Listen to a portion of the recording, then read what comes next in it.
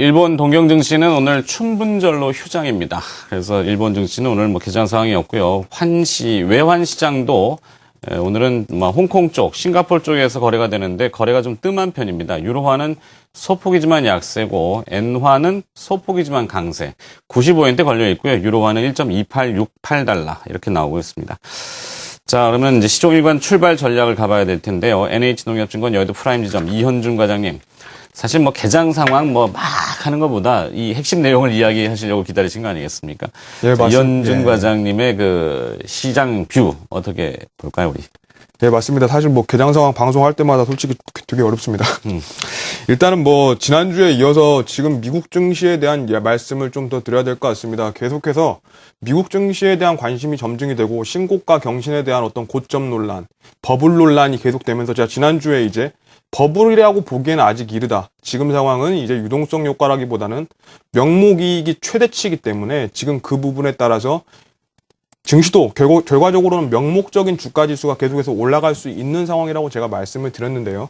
지금 이제 오늘 제가 좀 말씀을 드리는 조정 시작인가라는 부분은 지금 미국 증시가 처음으로 이제 음봉이 나오면서 전반적인 기술적인 조정 가능성이 좀 커진 국면에서 유로존 위기가 한꺼번에 터지면서 지금 아마 가장 관심 있어 하시는 부분들이 바로 이러한 미국 증시 조정이 되면서 국내 증시 못 올랐는데 같이 빠질 수도 있느냐, 아마 이런 부분이 아닐까 싶습니다.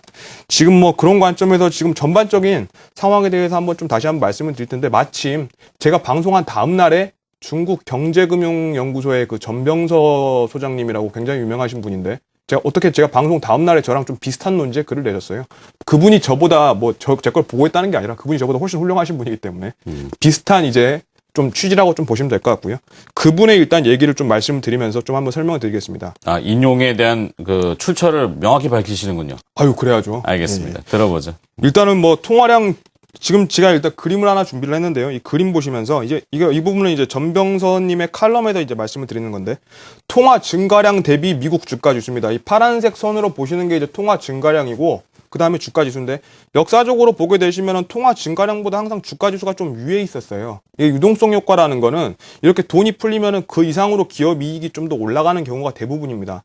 그 상황에서 이제 버블에 대한 논란이 있는 건데, 지금 현재 국면은 거의 이제 통화 증가량과 지금 이제 주가 지수가 거의 비슷한 수준이기 때문에 지금 이 구간에서는 어떤 유동성 효과에 대해서 유동성 효과로 인한 버블이다라고 말하기에는 분명히 지금은 아니라고 좀 판단을 하고 있습니다.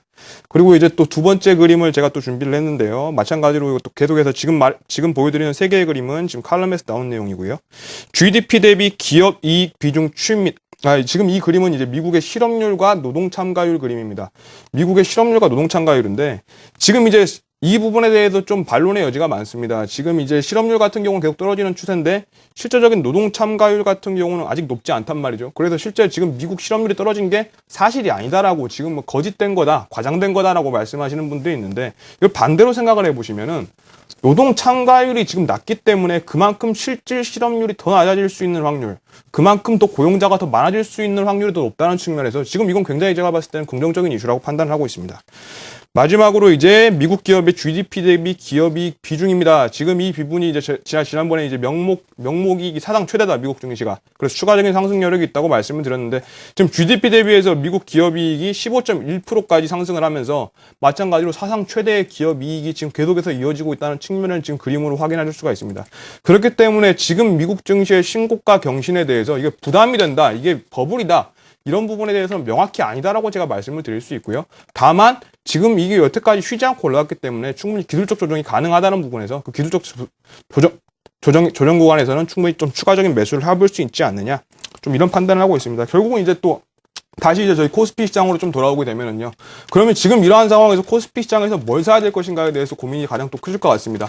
그러한 부분들 제가 지난주에 언급해드렸던 부분이 실적 모멘텀에 우수한 IT, 그리고 향후 성장성이 주목되는 미디어, 그리고 구조조정 마무리 국면에서 턴어라운드가 지금 진행이 되고 있는 신재생 에너지 부분에 대한 어떤 중장기적인 관점에서 이러한 산업군들에 대한 관심은 계속해서 좀 유효하다고 말씀을 드리고, 오늘 제가 이제 이번 주에 한번 접근해 보실 만한 그 금주 업종으로 제가 건설을 갖고 왔습니다. 건설 업종 전체적으로 지금 힘든 거 아마 다 아시고, 건설하면 좀 갸우뚱하실 분들이 계실 텐데, 지금 이제 건설 같은 경우는 이제 단기적인 투자 포인트 같은 경우는 지금 정부 구성이 완료가 됐습니다. 정부 구성이 완료가 되면서 지금 이제 신정부 입장에서 경기 부양을 해야 되는데, 그 경기 부양에 비중에 있어서 가장 큰 효과를 내는 산업이 건설이다. 그리고 건설업종 고용 유발 개수가 14.7로 가장 높습니다. 제조업 평균이나 서비스업 평균보다 월등히 높고 그 상황에서 건설, 건자재, 철강, 화학, 인테리어, 임대, 이사 지금 뭐 쭉 나열이 되죠. 이러한 여러 가지 산업에 미치는 파급 효과가 크기 때문에 정부 입장에서 가장 손대기가 쉬운 산업이에요. 그러면은 이제 그 정부 정책이 만약에 발효가 됐을 때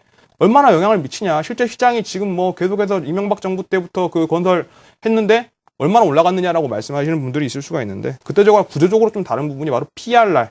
지금 이제 매매 대비 임대료 비율이라는 건데 지금 이제 국내로 치면 전세가입니다. 네. 이제 전세가 아마 힘들다는 거 다 알고 계실 텐데 지금 이게 60%까지 지금 전국적으로 60% 수준이 거의 다 왔는데 지금 이 부분이 2008년도 이후 집값이 떨어지고 계속해서 이제 전세로 몰렸던 구매 대기 수요가 이러한 임대가가 올라가면서 실질 수요로 이제 전환이 가능한 국면에서 지금 이 부분이 정부 정책과 함께 올라갈 수 있는 부분이 지금 다 왔다는 거죠. 그런 부분에서 특히 이제 주택 비중이 높은 업체로 좀 관심을 압축을 하셔가지고 좀 관심을 좀 접근하시면 될 것 같고 뭐 지금 중소형건설, 현대산업개발, 코오롱글로벌, 경남기업 같은 회사들에 좀 주목을 해보시고 여타 대형주에서도 대우건설이라든지 대림산업같이 주택건설 비중이 좀 큰 업체들에 이제 관심을 좀 가져보실 필요가 있다고 말씀을 드리고 싶습니다.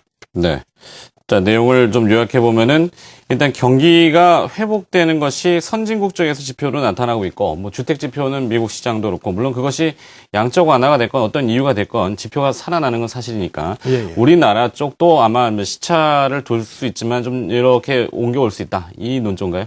그래서 건설업체들 좀 회복될 수 있다? 건설은 그렇게 보는 게 아니고요. 건설 사이클 자체가 이제 5년 사이클입니다. 국내 네. 건설 산업 사이클이 5년 사이클인데 지금 2008년부터 2013년 5년 사이클에 지금 바닥 논란이 됐고 그리고 지금 이 PRR이란 부분이 KDI 연구 자료를 보시면은 이 부분이 60% 가까이가 오게 되면은 그 부분에서 실제적으로 거기서 돈을 조금만 더 사면 자기 집을 살 수가 있는 거잖아요. 그 부분에서 정부의 이 트리거, 정부의 이 어떤 그 부분에서의 어떤 정책 트리거가 있다면은 최종적으로 함께 올라갈 수 있는 부분, 주택 산업 자체가 함께 다시 한번 올라갈 수 있는 부분이 충분히 왔다고 판단을 하고 있습니다. 네, 알겠습니다. 주간 관심 업종으로 오늘은 건설 업종, 조금 이례적입니다만 독특하게 좀 들어봤습니다. 자, 이제 유윤재 연구원 얘기 또 들어보죠. 시종일관 출발 전략 어떻게 보십니까? 네.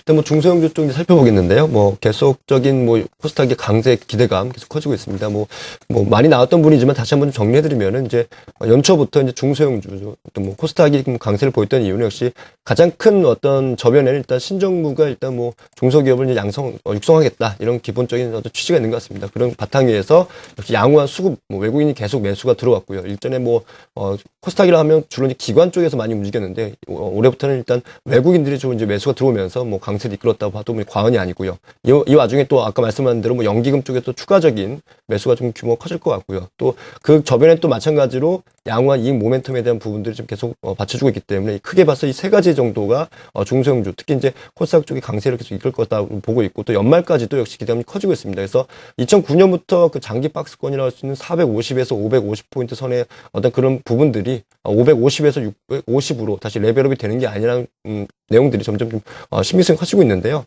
이런 상황에서 일단 단기적으로 본다면 물론 기술적 부담은 있습니다. 뭐 급하게 좀 올라온 만큼 또 코스피와의 또 괴리감이 있기 때문에 어느 정도 속도를 맞추면서 올라갈 수밖에 없는 부분이 있기 때문에 단기적으로는 뭐 급하게 또 막 오를 수 있는 건 아니겠지만 그래도 중기 이상으로 본다면은 역시 550포인트를 바닥으로 한 새로운 가격 레벨업이 될 가능성이 높다라고 일단 말씀을 드리고 싶고요. 이런 상황에서 일단은 단기적으로는 550선에 대한 안착이나 제시도 여부가 계속 이어질 건데 이런 상황에서 어떤 섹터를 좀 더 집중해야 되느냐 역시 뭐 계속적으로 나올 수밖에 없는 부분인데요. 갤럭시 S4에 대한 부품주들 최근 들어서 조정을 좀 많이 받았습니다. 그러다 어제부터 다시 가격 회복을 하고 있는 지금 모습을 보이고 있는데요. 역시 너무 짧게 보지 마시고 좀 기간을 좀 두고 보신다면 역시 갤럭시 S4에 대한 부품주에 관심이 좀 필요하다.